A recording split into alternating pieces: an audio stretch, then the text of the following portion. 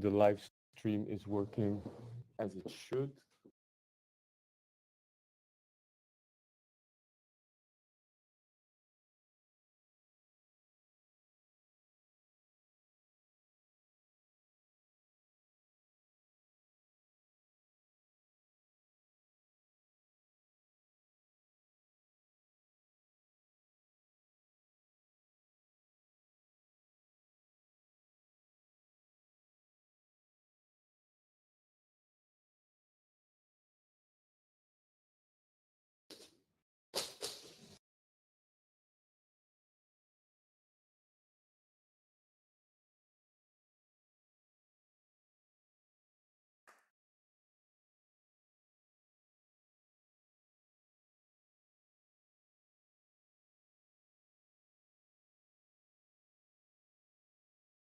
Oh yeah, I'm going to give the word to you.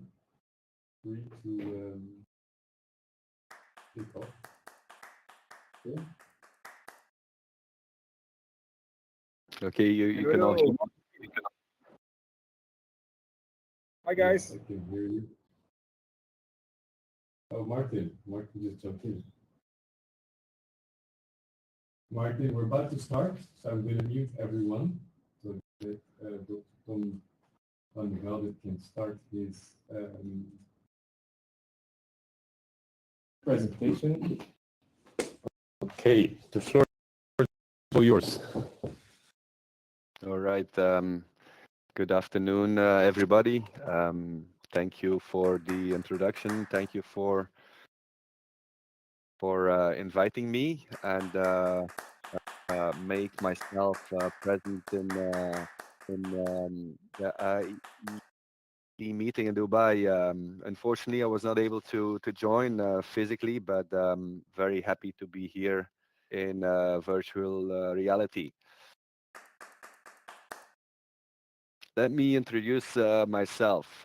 I was born in end of the 70s, and from my early days, I was already attracted with high-tech gadgets. As you can see, this is my older brother and me. I'm the one holding the phone. And at that time, I can tell you computers were not in our life as we know them today. My father was an early adopter, however, and he brought the first commercially available computers to our home. And this looked something like that. And I can clearly remember that my brother and I, we were amazed by it. We played games feeling like we were working at NASA, like we had the most advanced technology in front of our eyes. And at some point, I remember we even started writing programs. Actually, to be honest, we were just copying them from a textbook my brother was reading, and then me was writing down the sentence. And this is how we spend our days. We had to save these programs on cassettes, something most of the youth today does not, or probably does not even know anymore what it is, right? And since then, computers became gradually more and more important in our society, sometimes essential. We can say that we became dependent on technology today, and it became crucial for modern society. Today, there is only a few people in the Western world that have never used computers, or technology has become a very important part of our life. This also reflects in the distribution of companies that appear in the top ranking for brand value. As you can see, this clearly shifted from production-based brands towards technology-based companies.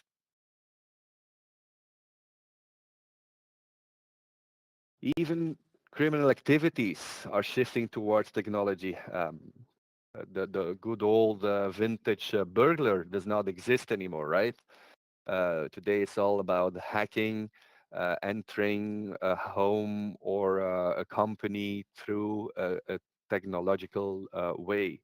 Even at the level of governments, today a new way of performing war is going through communication and technology. Right, back to dentistry. While I was working on my PhD in 2004, I noticed how this high-tech revolution was also affecting dentistry. I researched innovative technologies in implant dentistry, how computers can improve the way we work in the dental office. I compared the clinical outcome of conventional procedures with computer-assisted procedures. And in 2010, I wrote with some friends an article about where dentistry would be in 2030. That was 20 years ahead of us. Um, Today, this is only in a few in 7 years. And at that time in the article, we visioned a world where you enter a dental lab, you get scanned, and step into a circle where a robot dentist works on your teeth. And it may seem we're far away from that, but actually a lot of this is already happening today. We scan, we have intraoral scans, we have radiologic CBCT scans. We create a virtual patient. We use CAD/CAM, we 3D print, we have computer-assisted treatments, and much more. Today we have Dentaverse that is connecting the whole dental world in one platform.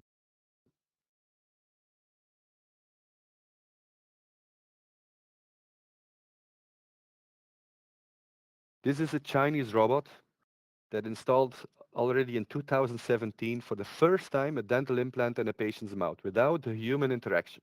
So it was completely performed by a machine. And the future is happening, we can say. In a short period of time, I gained quite a substantial amount of knowledge about how technology can help clinicians during implant procedures. But honestly, even though I run a high-tech office, we have all the equipment that is available in the office.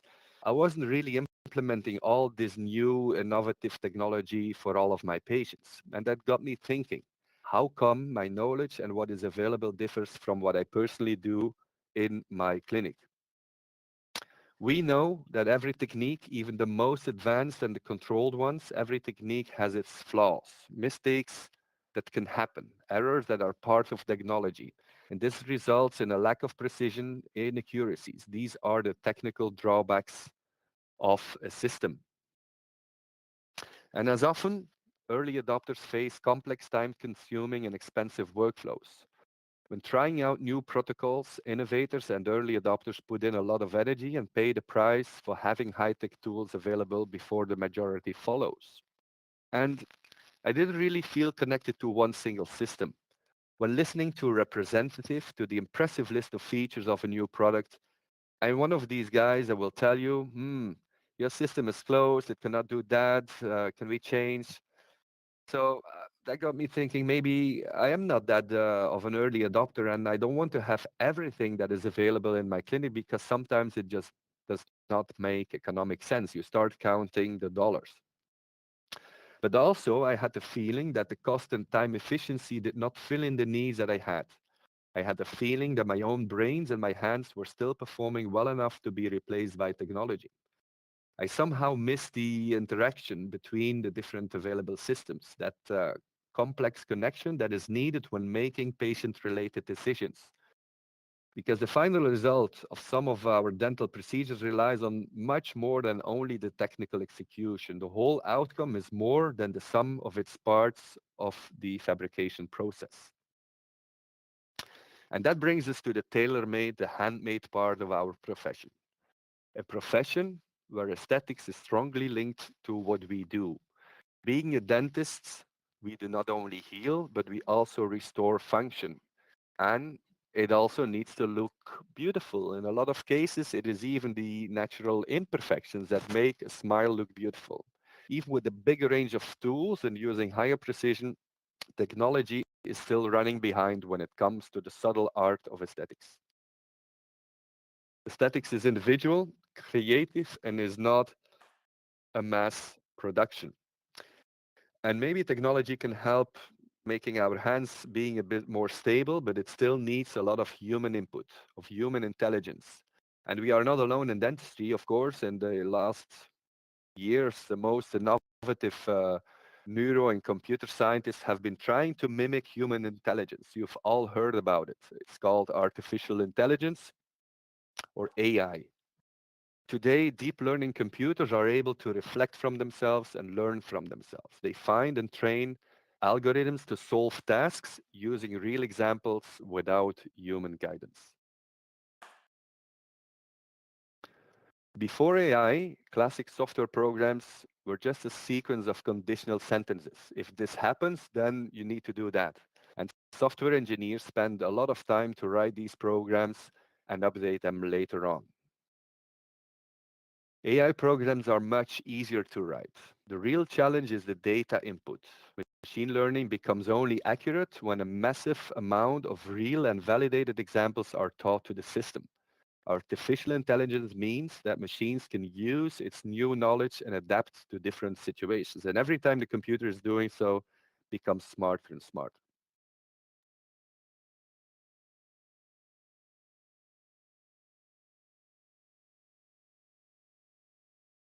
All this sounds very futuristic, but we are already using this every day for a few years. Have you ever asked yourself how come Google knows and shows you advertisements of that one thing you only started dreaming about?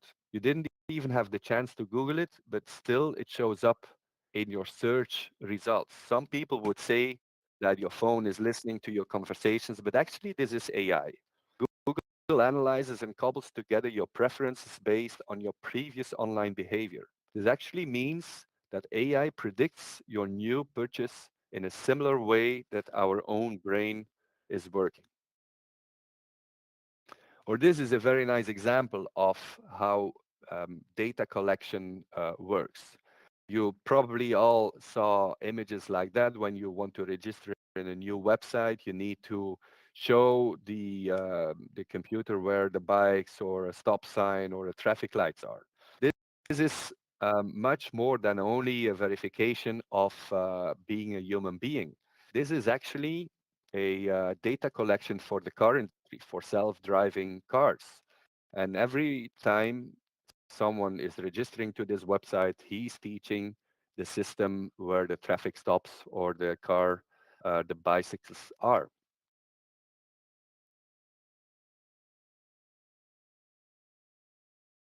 Siri, Alexa, Cortana, our well-known virtual assistants, they are getting very, very popular and much smarter every day. Probably if I shout out here in the microphone, hey Siri, 50% of the phones in your pockets start to react.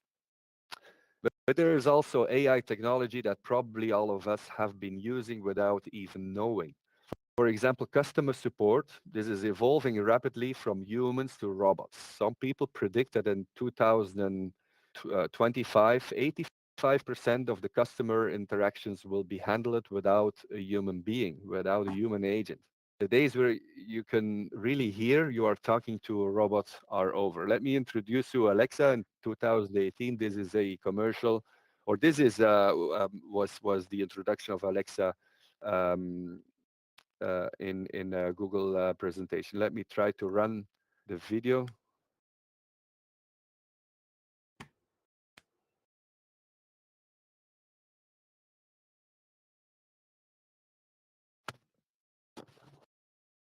Yeah, no, unfortunately, the sound is not coming through. That's on our end.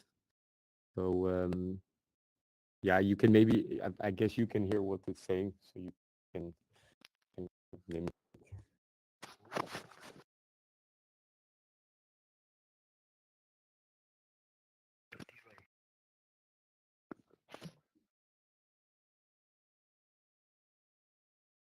All right, so apparently the sound of the video is not coming through, but I can tell you that this is Alexa, the virtual assistant that is making a call to a real hair salon to book an appointment. And the way you hear the conversation is really similar to a human being. So the hairdresser at the other end of the phone does not know or understands that she's actually talking to a computer program. Today we have open AI chat GPT. Probably you've all heard about this model, this platform. This is an AI model that interacts in a conversational way. You can ask whatever question to the platform and it answers questions, admits mistakes, challenge incorrect premises, or reject inappropriate requests as you would be talking to a human being. Um, of course, this is a platform that is already been worked on for a few years, but I can tell you that the latest valuation of ChatGPT has been valued to $29 billion in January 2023. Chat, to give you an example how powerful ChatGPT is, ChatGPT passed the US medical licensing exam, some law exams and exams for business schools. And every time we're using this and feeding more data, the program becomes smarter and smarter. It's very impressive, and it's a real challenge for universities because, at least in Belgium, professors are getting worried that all the students do not write essays anymore, but are using ChatGPT to do their tasks. But some people say that AI could also be dangerous for humanity. Let me introduce Sophia, and I think this one has subtitles, right?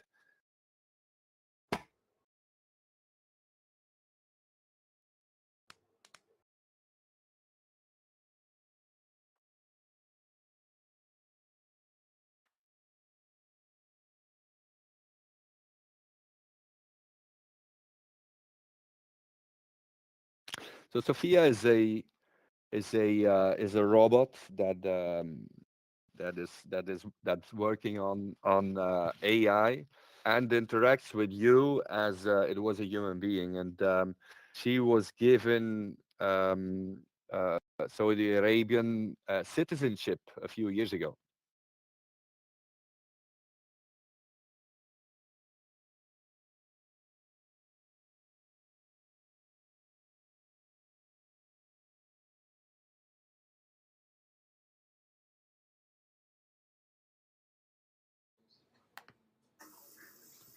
Is it true you once said you would kill all humans?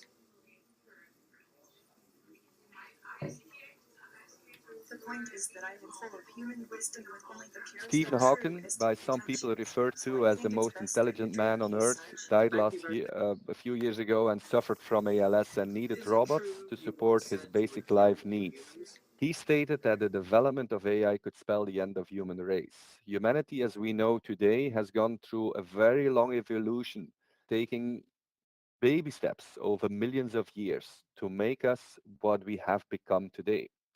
And computer can learn this in a second.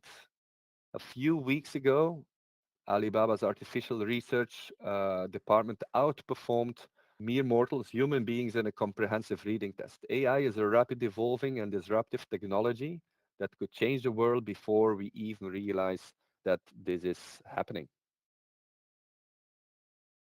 Today, AI helps medical care providers making better diagnostic decisions and taking over repetitive tasks, automating workflows. For example, IBM Watson Health is building the artificial doctor, and there's people that would tell you that in a few years, going to a medical doctor or telling your story to a program is going to give you the same outcome or even more accurate diagnosis and treatment plan when this is supported by AI. Deep learning software is also available, especially in the radiology department, that supports image analysis with better performance than human beings. Or, for example, oncologists to provide unique patient-centered treatment plans that is based on scientific evidence.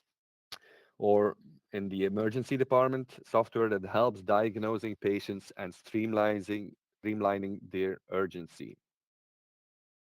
AI is projected to be incorporated into every area of medicine over the next 10 years, also in dentistry. And most of the platforms are using images that are fed to the system for analysis. Here you have an overview of what is available as already today as AI programs in dentistry. And as I mentioned before, most of the tools that we have today is using images analysis.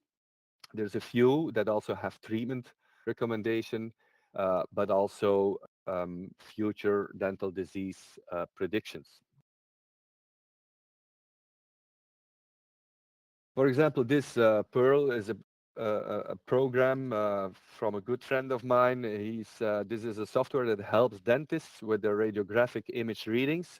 Not only is the software more accurate because a computer can detect much more gray values than the human eye, but it will also help in the office management to help doctors explaining predictive statistics to their patients or show where the opportunities are in the patient pool. And I also understood that one of the Dentaverse ambassadors is going to show a similar program in tomorrow's presentation, right? Absolutely, yeah, yeah. This would be Dr. Ibrahim from Turkey. There is an impressive race going on in the development of AI applications in dentistry. Overjet has the first FDA approval for automated measuring of marginal bone levels based on dental x-rays. This company has 300 full-time dentists working for them to annotate dental images. As I told you before, the data input is the most important. So the more data that is validated that you can feed the system, the more powerful the outcome or the more accurate the AI software will be. The software is only as powerful as the data that you can feed the system. SmileCloud is a comprehensive treatment planning platform that uses AI to detect tooth morphology and propose smile design planning with personalized tooth libraries. It's a Romanian-based company that is founded by Florin Kofar. Very impressive. We use it in our office to communicate with our patients, but also towards our colleagues to discuss about treatment plan.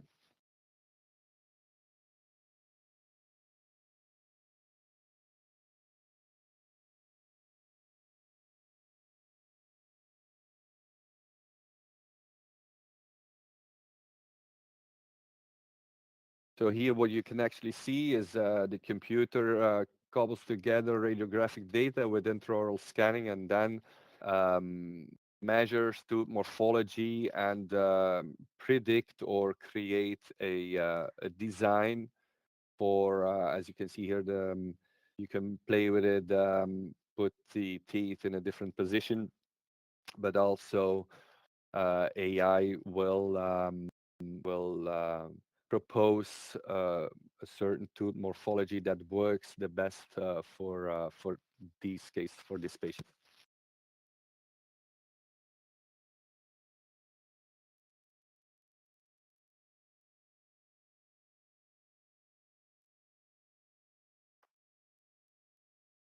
Here you can see some of what they did in this case during the actual treatment. So obviously they did some tissue corrective surgery and then preparing the teeth to make veneers.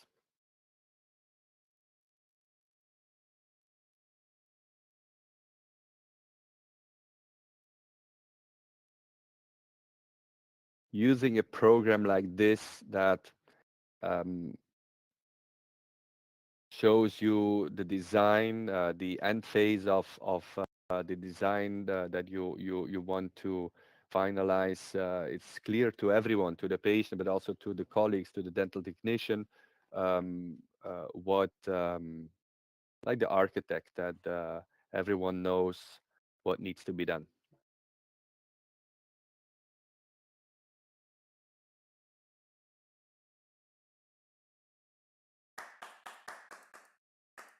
Some final steps in the lab. This is the dental technician that is working, that is making beautiful veneers. That is actually looking almost exactly the same as was planned on the computer platform.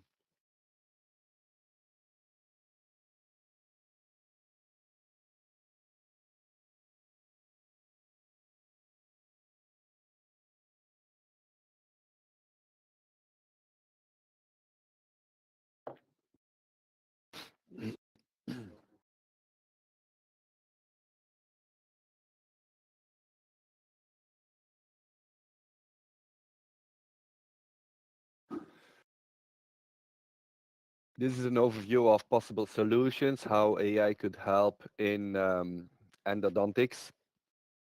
There's nothing really commercially yet, but a lot of people, as I told you before, is working on that.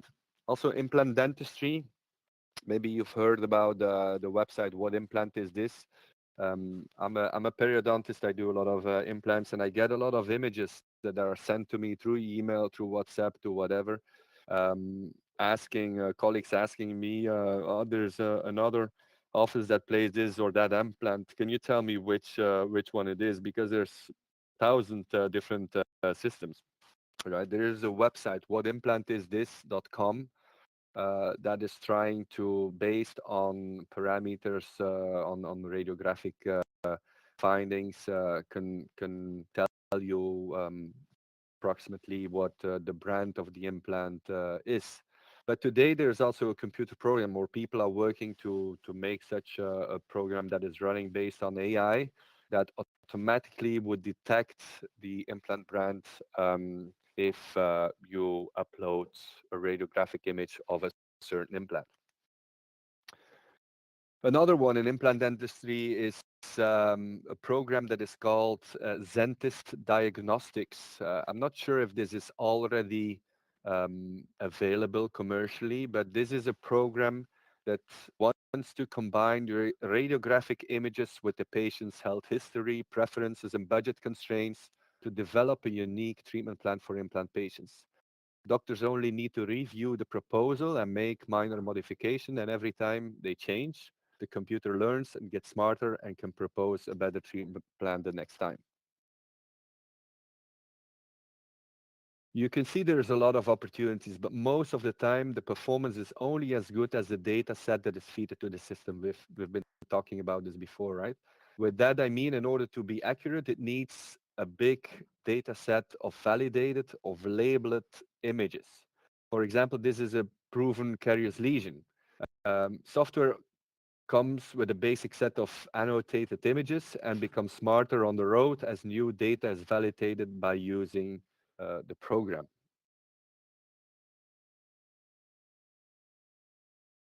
The dental monitoring platform analyzes images that are taken by patients and estimates tooth movement. This is a program that is used in orthodontic, in clear aligner treatments.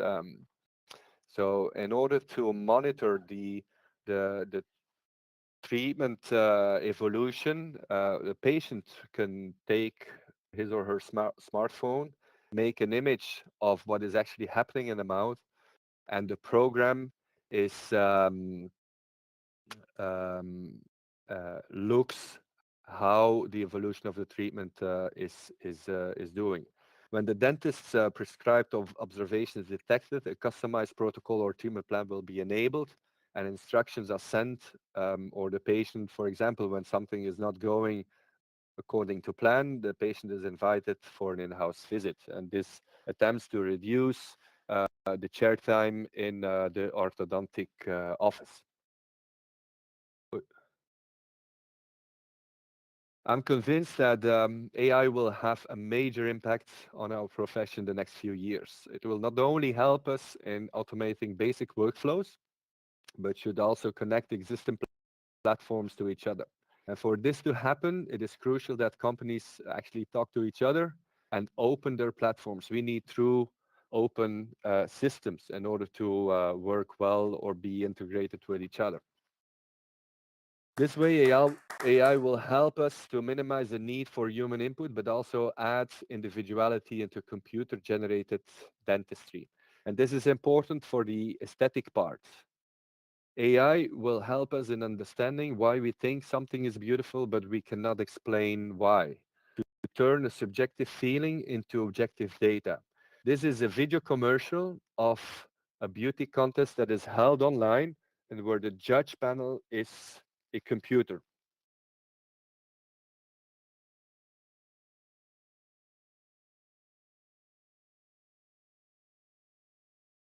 So there was only a robot that is judging how beautiful the participants look, and um,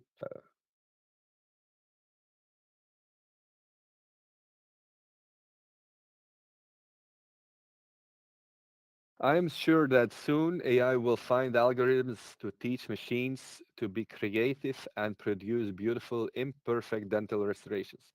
And while speaking to dentists, most of us are unaware of the tremendous impact AI will have on the world.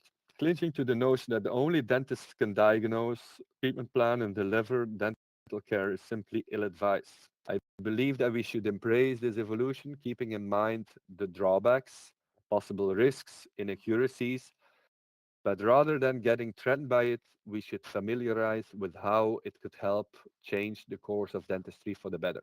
AI is a future that's time has come. Thank you a lot for your presence. Thank you a lot for listening to me. And I wish you a very nice end of the week. Thank you very much, Tommy. That was really, really interesting. Let me just apologize, for the audio in your videos. That's a little technical error on our side. But as you know, we are in the midst of trying this all out. It's the first time. Now, I have some questions for you on these topics, that you've mentioned here. If I would ask you, the speed at which AI is developing when you compare it to these first algorithms you were talking about, how quickly do you see AI like evolving, with chat GPT today and all this? I mean, do you see it as a kind of a linear or an exponential growth in the coming years? Well, in my opinion, and I'm not internally connected to all of these people that are working with AI, but it's probably going to be exponential, right? It's nothing linear. Technology already exists for a few years, but in I believe that the major drawback is companies that well, it's not that they don't want to talk to each other, but everyone has their own interests, financial interests, and a lot Of of the course. systems are closed, and in order to open certain doors, you need to pay, or you need to have funding, and this is what is kind of a little bit blocking faster evolution. So a lot is possible, but in order to have it commercially available, it it takes time because contracts need to be signed before something is going to be launched, right? But Absolutely. And it and is in happening. dentistry specifically, in dentistry specifically, have you seen kind of in the last 2 years a big rise in AI? Yeah. These programs, for example, the radiographic image uh, reading programs is working. It is happening, and Yeah. it took a few years to develop. It took a few months of probably 100 dentists that are annotating radiographic images for a few months to feed the system. But as soon as they had the basic version that was working, now it's going out. People start to use it, and it becomes smarter and smarter every day. And at some point, we will obviously see that this is going to be our everyday way of working. And bit by bit, you see companies showing up. with certain technology that is helping or making our life easier. Of course, Yeah. dentistry is a closed environment. Is not as maybe not as important as other medical activities, but it is high tech. I don't A know lot of what about we that do in because dentistry is I've had some serious toothache, and I was very happy to see a dentist take away that pain. But when I'm listening to you, and I remember some previous discussions we've had, you know, the ethics behind AI. I mean, is there anything there that people should maybe be aware of in terms of what's you know, today, how AI works, what's the perception versus what might be the agenda behind the people who develop it? Yeah, yeah, of course. It's I wouldn't say it's a limitation, but as everything, you have to feed the system. Either this is with basic data. This radiograph means that there's carriers, there's periodontal disease or whatsoever, but you will also have to feed at a certain point ethical solutions. Let me explain to you. Imagine that we are treating a patient on the surgery table and an AI program is helping the surgeon during the procedure, open heart surgery, for example. I'm not sure if this is already something that is available, but for sure it will come.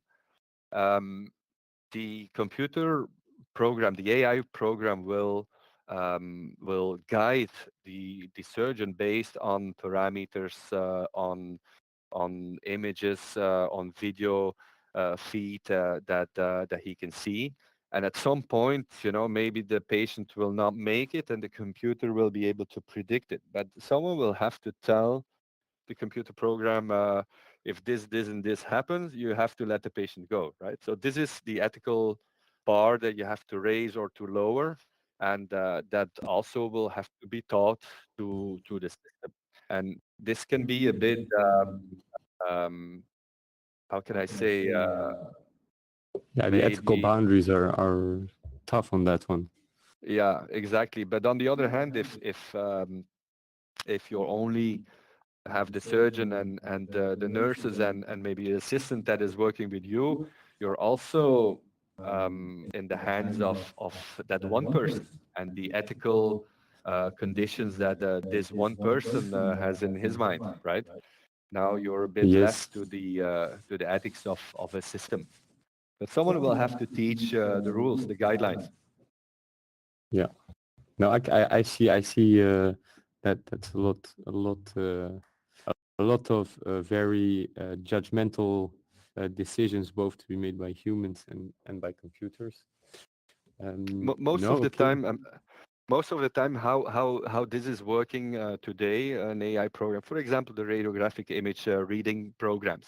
This is already Mm-hmm. working, right?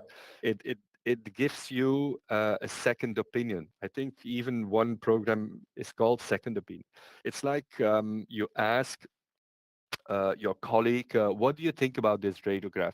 And the program will tell you, well, 85% of the dentists will tell you that this is a carious lesion, and 79% will tell you that it has to be treated, right? So it guides you in a certain diagnosis and a treatment plan, but it will not tell you, at least not today, what you have to do. Okay, yeah, that's very clear. That's very clear.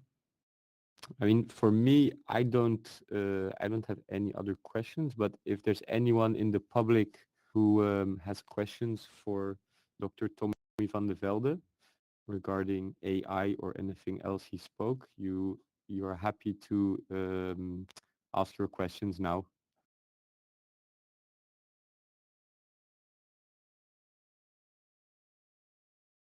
No one has questions.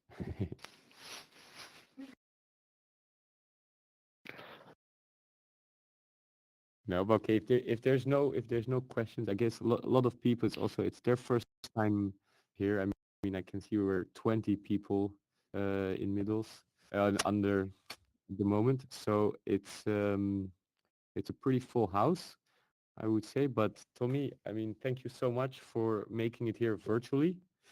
The Dentaverse ambassador from Belgium, Tommie Van de Velde, just spoke about AI in dentistry. There will be a replay of this live 3D stream very shortly on our YouTube. Thank you immensely for being here. All right, thank you. In a normal during a normal congress, I would probably invite everyone to have a coffee together, but this is gonna be a bit different now, right? But thank you. It was my pleasure. Oh, hang on. I see there's one question written here. So Abdul Wahed, I mean, you guys are allowed to speak with your microphone. It's not a problem. But he asked, on the occasion of dentistry, I want to know how metaverse can help in dentistry. Okay, well, I think maybe you can give your answer, Tommie, and then I will give an answer from the Dentaverse geek side. Yeah, well, I believe that Abdul Wahed is talking about metaverse, right? Not metavirus, because metavirus, I don't know, right? But Verse. metaverse. Well, this is what Dentaverse is doing, right? It's trying to connect the whole dental profession to each other. So it's gonna open communication and having people that are actually talking to each other. Facilitating technologies and IDs and for the dental world. So, but I'm very curious to have your opinion as well, Jan. So I mean, to answer to continue on what Tommie says. So there's the connecting of the people, like yourself, Abdul Wahed. I don't think you would have ever had the chance to ask Tommie Van de Velde this question if we did not meet in real life, but we've met here in the metaverse. But Dentaverse is looking at this from a much broader point of view. So here, the metaverse removes what we call barriers to space and time and geographical location. It's also going to be a way for suppliers, to get in touch with dentists around the world without maybe having too much physical presence in certain countries. There's a big part to play in education. So using this technology in conjunction with universities. As you can see behind us here, there is Saratoga, who is a big dental supplier to universities for dental students. And being able to, practice or rehearse certain procedures using this kind of technology, whether you call it metaverse, virtual reality, or 3D, is actually all the same for now. We are far away from having a real metaverse, which is a digital twin of planet Earth. But here the core is to bring innovation and to spread the knowledge of certain technologies within dentistry and to connect dental innovators that might not have known each other or might have missed each other in the real world, but by coming virtually, they're able to learn and the professional growth and personal growth. I hope that answers your question, Abdul Wahed. If there's any other questions, feel free. We have another 10 minutes.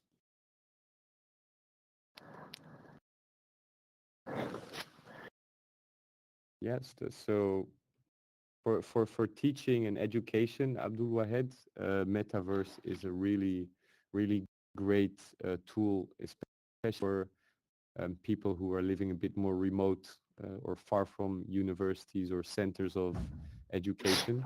This is where you can have a real although it's virtual, the impact is really real.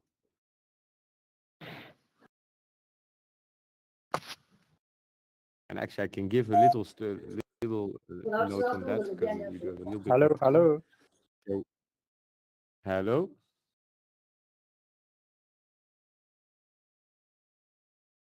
Yeah, actually, just for Abdul Wahid, there was 1 week ago a child of 6 years old connected to Dentaverse from the Philippines, and she was looking for a dentist because she just lost her tooth. Now it's a pretty crazy story because I never thought someone of 6-year-old would end up in Dentaverse, but it was her school that was showing the children's facial and different children look for different things, and maybe we were trending at the very top. Either way, the child was 6 years old and was asking for a dentist to give some feedback or to give some scientific assistance, as she called it. So that was really a wow moment where someone from the Philippines, spoke with a dentist in America, I believe, that was connected to the platform, and started asking a whole bunch of questions. So yeah, it's really really impressive.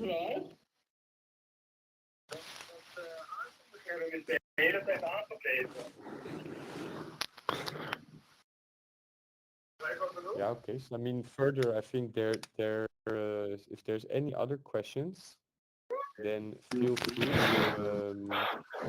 ask. And if not, we're going to close this session for today.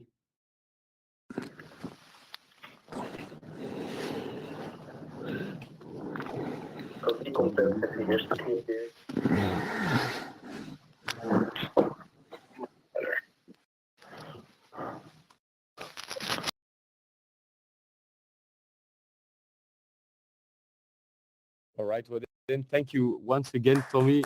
It was a real interesting presentation.